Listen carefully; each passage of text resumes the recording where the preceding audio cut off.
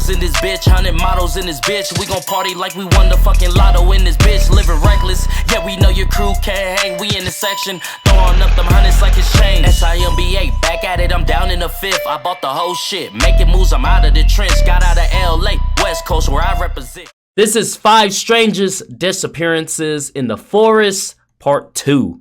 Let's jump up in it. Every year, hundreds of people go missing inside of national parks all over North America. But of those hundreds of people every year, a few of them go missing under very strange circumstances. And a man named David Paulides, who's a former police detective, has made it his mission to look into just the bizarre disappearances that are occurring all over North America in his series that's called Missing 411. So there are thousands of these strange cases inside of Missing 411 that David Paulides has poured tens of thousands of hours of research into. And he puts them into books, into documentaries. And so there's really no shortage of strange cases to look at. But as I begin my own research into Missing 411 and learn about these different cases, I have been pulling groups of stories that stand out to me as being particularly interesting or just fascinating or just strange, and I'm making videos to highlight those stories. And so I've already done one video like this where I highlighted 5 stories that I thought were particularly strange. You can find that in the description. I left a link to that video if you want to check that out. And so today I'm going to be looking at another 5 cases from the Missing 411 project that are just totally weird. But before we get into today's stories, if you're interested in the strange, dark, and mysterious delivered in story format, you've come to the right channel, because I post 3 to 4 times a week all about the strange, dark, and mysterious, like I'm promising to deliver today. And if that's your deal, I would ask you to please gently uppercut the like button, and then also subscribe to my channel and turn on all post notifications so you don't miss any of those 3 to 4 weekly uploads. All right, let's get into the story.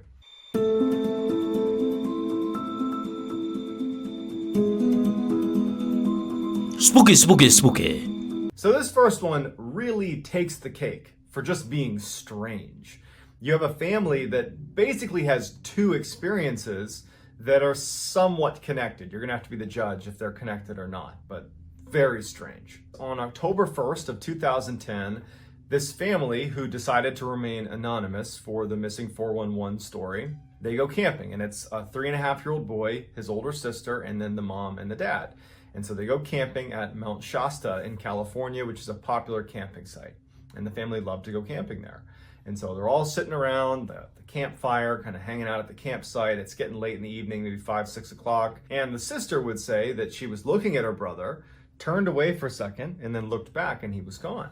And it was so sudden that she actually looked for him and couldn't. This make me not want to look at anybody ever again, bro. I'm not taking my eyes off of people. I'm not doing it. There ain't no way that we can be looking at something and turn away for the blink of a second, right? Just a split little second, and they're gone. I'm not doing it. No blinking. No visiting national parks. You feel me? No hiking alone. Matter of fact, no being alone in general. Like, I don't know, man. This is giving me a whole new world of thoughts. I can't do this. Find him. So she went and told her mom and her dad, and they start calling for their son, and they're looking all over their campsite, and he's gone. Authorities show up, and they launch a full search. And for 5 hours, they have hundreds of people scouring this area, not only the campsite, but the surrounding areas, and there's no trace of this boy. 5 hours later, they find him laying in a thicket on a trail that had been searched multiple times. And it wasn't like hidden. The thicket was like right by the side of the trail.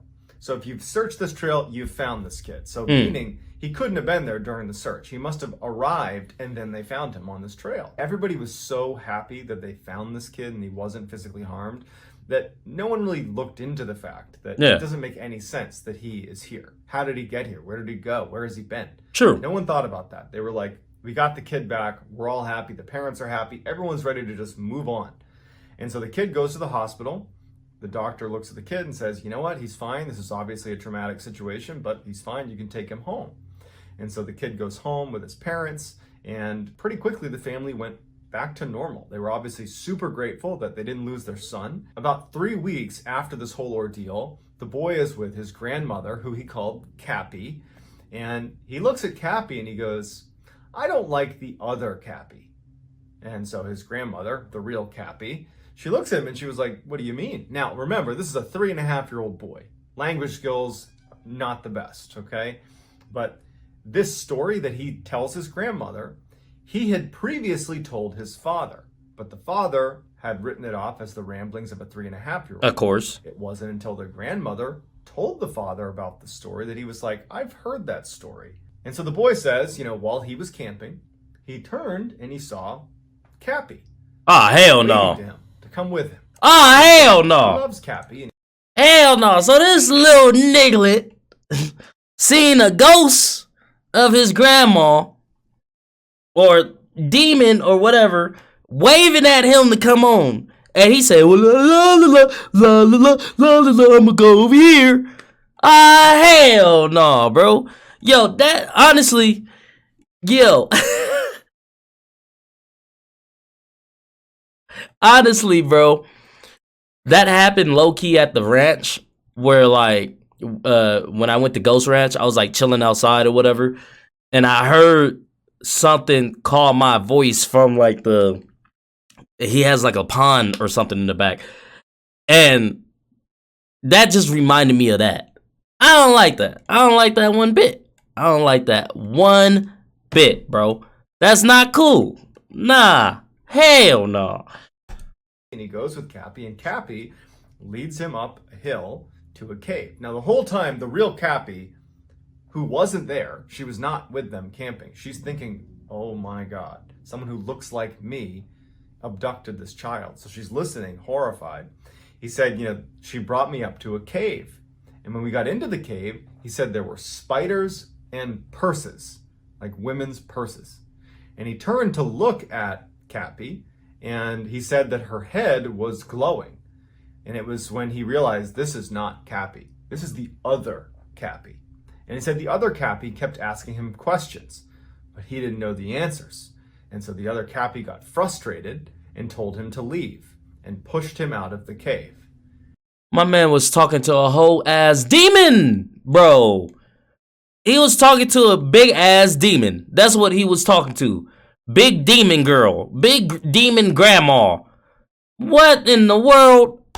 And he said that he left the cave and wound up in the thicket. And that's when he was found. And so when Cappy goes and tells the father, and the father says, I've heard that story, they're like, that's so weird. Do you think there's any truth to this? Is there someone that looked like me, Cappy, that took the boy away? And so as Cappy and the boy's father are talking, Cappy feels compelled to share her own strange story about being on Mount Shasta. Because prior to this, the family, I think the way they were looking at what happened is the boy wandered off and he returned 5 hours later. But with the boy's story being kind of corroborated by, the father who heard the same story, Cappy's like, I got to share my story now because I don't know if it's connected, but I had a very strange experience on Mount Shasta as well a year ago.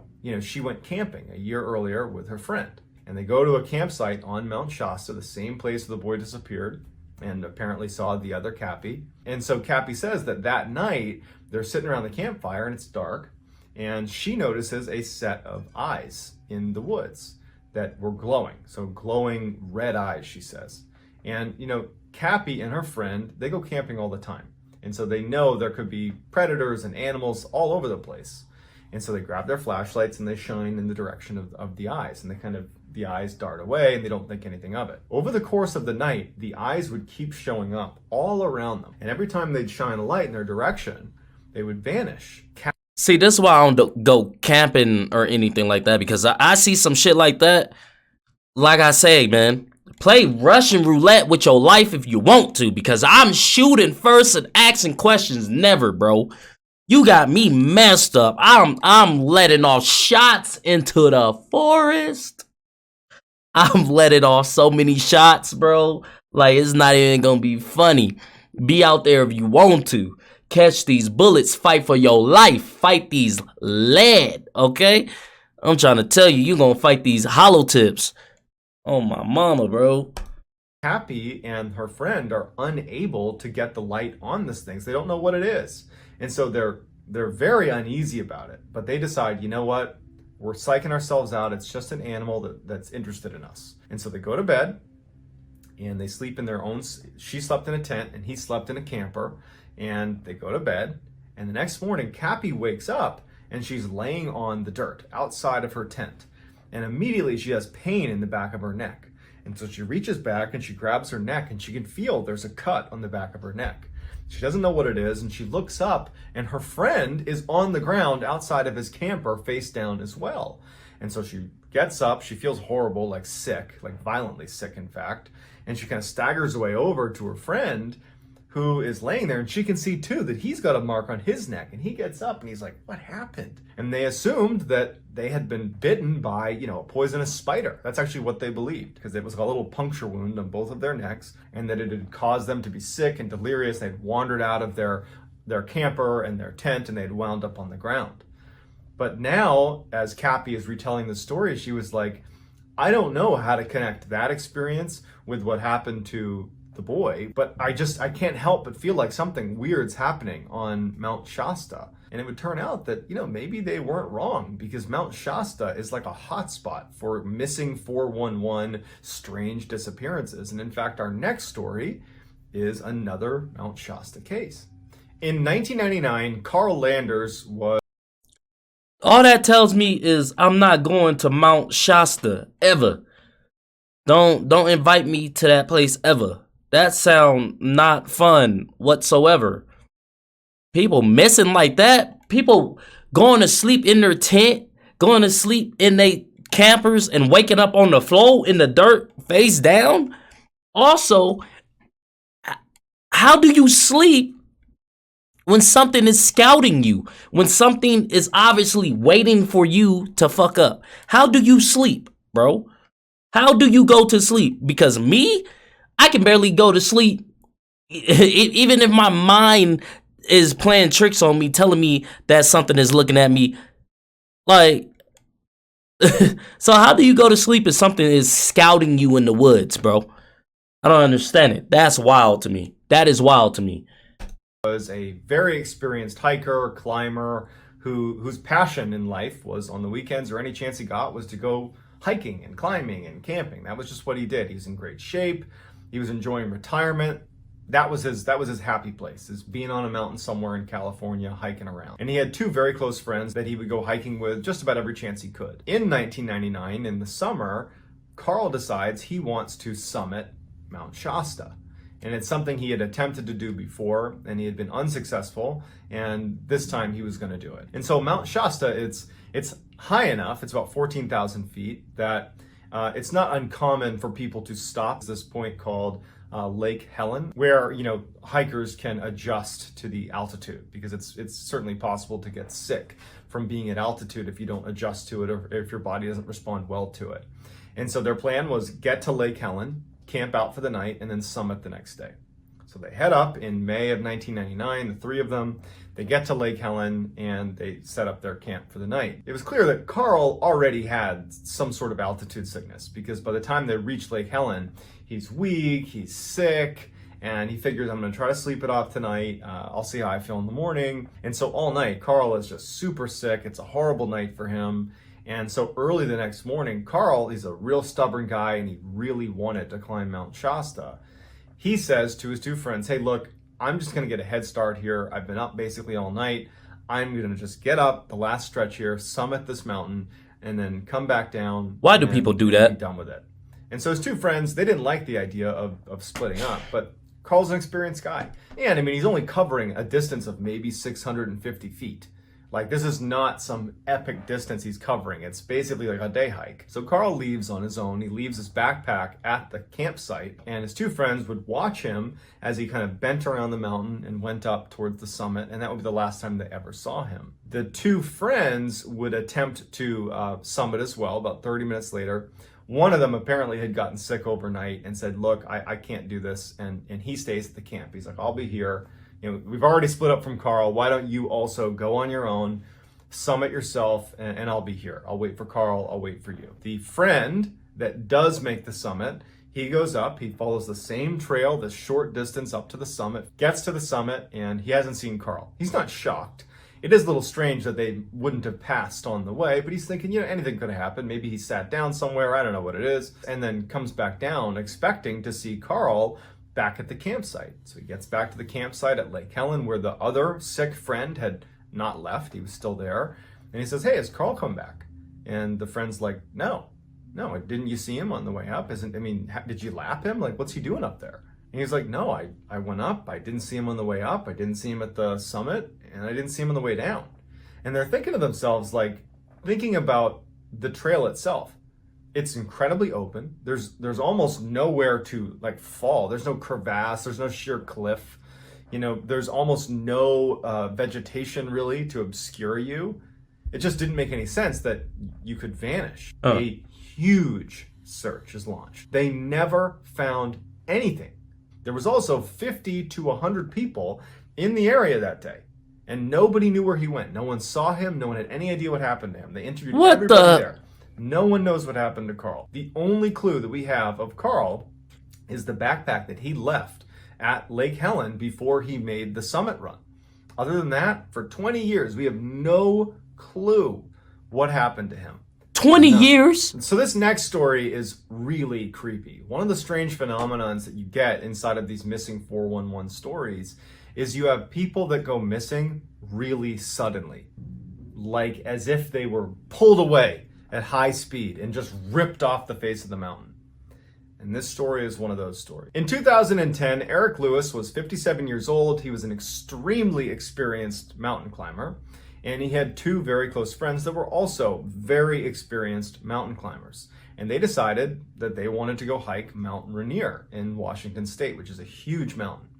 And they were doing a climb that was fairly technical and fairly dangerous, and it required the three of them to be tethered together on the same cable. And so as they're making this ascent of Mount Rainier, you have friend one in the front, friend two in the middle, and then Eric Lewis is the third guy on the line all the way down. And so the way it worked is the first climber, friend number one, if he wanted to rest, the other two climbers would keep climbing up to his position and take a rest with him.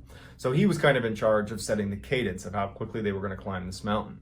And so over the course of the day, the first climber would stop periodically, and then the second climber and Eric would make their way up and wait and relax. All day that was happening. And then one time they come to a stop, and there's been nothing weird happening. Nothing's happened to this point. Everything feels very normal.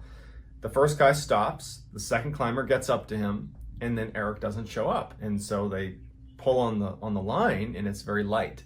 And they pull it up, and the rope has been cut. Like, Eric's gone. And they're like, okay, only in an emergency would you cut the line. And wouldn't they feel that, though? Like, wouldn't you feel like the line being cut? You know, because, like, at least in my mind, I think you would feel that. That's crazy. Oh, no, man, this shit creepy, bro.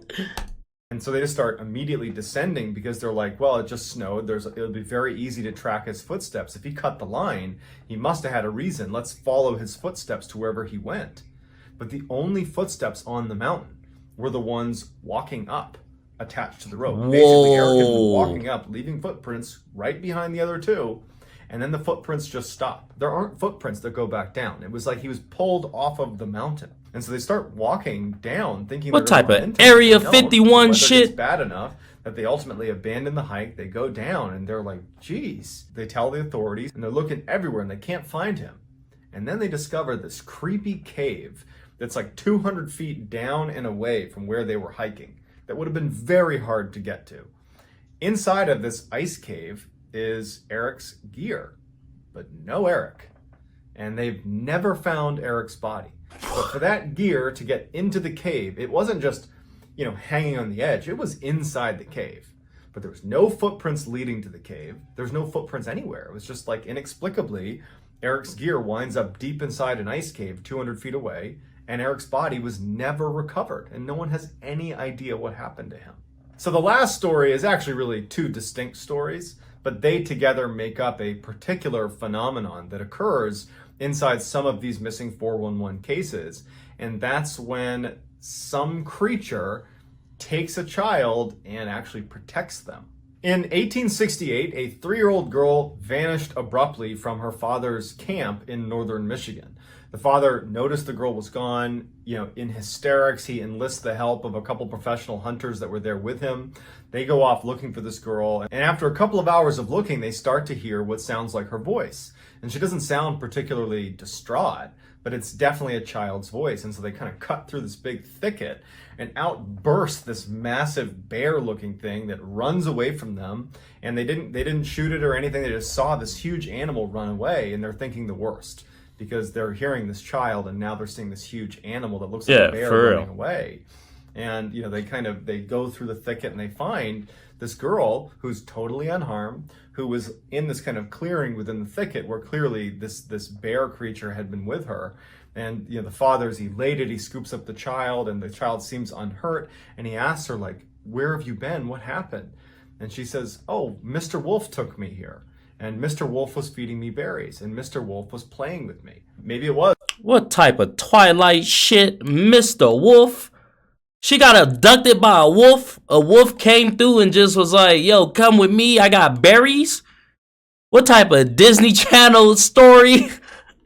Was a bear or a wolf or something, but some animal had taken her, brought her into a thicket, and had not harmed her. And so the other instance occurred in 1955 when a family that was made up of mother, father, and their 8 kids were staying in this camp in Montana. And they had all these different tents set up for all their kids. And some of the older kids were staying in one of the tents with their 2-year-old sister, Ida Mae, while the parents were working and the kids were doing whatever they were doing. And so these older kids are sitting deep inside the tent, and near the entrance to the tent is where Ida Mae, the 2-year-old, is sitting. And the tent is open, like the flap is open to the tent. And as they're sitting there, the older kids would later say that a bear wandered past, reached in, grabbed Ida Mae, and scooped her up into its arm. And the bear does not do this with its arm, but they described it like this. The bear was holding Ida like this and ran away on 3 legs instead of 4. And so the kids are freaked out because they just saw a bear take their 2-year-old away. They're basically hysterical. What? They sprint up to their mom and dad. They tell them what happened. And the parents just have no idea how to react to this. They obviously get in touch with authorities. They launch the search. And as they're doing the search, police are asking the kids, like, describe to us again what you saw. And they're like, it was a bear that was like holding our sister like this. And they were like, you got to be more descriptive because bears can't do that. Was it a person? Was it a hairy person? And the police just didn't buy that it was a bear. And so 2 days go by and they haven't found this child. And so the family obviously is thinking the worst. They're absolutely grief-stricken. And then one of the searchers finds the girl. And they find her about 300 yards away from the camp. She was inside of a very intentionally built structure. It was a crudely built fort. Right against the riverbed. And inside it was like a den, and she was in there and she was totally unharmed and she was perfectly fine. And they take her out and they ask her, like, what happened? And she's 2, but she says, "Mr. Bear fed me berries. Mr. Bear kept me here. Mr. Bear cuddled me." That's all we have. We don't know what this creature was, what bear is able to pull its arm in like this, but she felt totally unthreatened by it. And to this day, we don't really know if that was a bear or something else, but whatever it was, it didn't harm Ida, and Ida never felt threatened by it. These stories are just a werewolves fraction of the literal thousands of strange cases that David Paulides covers in his Missing 411 project. So if you enjoyed this video and you might want to see more content just like this, I would encourage you to gently uppercut the like button. And yo, man, Mr. Bear and Mr. Wolf be tripping, okay? Goddamn, Bigfoot out here just stealing kids and feeding them berries. Like, what in the world, man? For real, that's crazy, bro. That's crazy.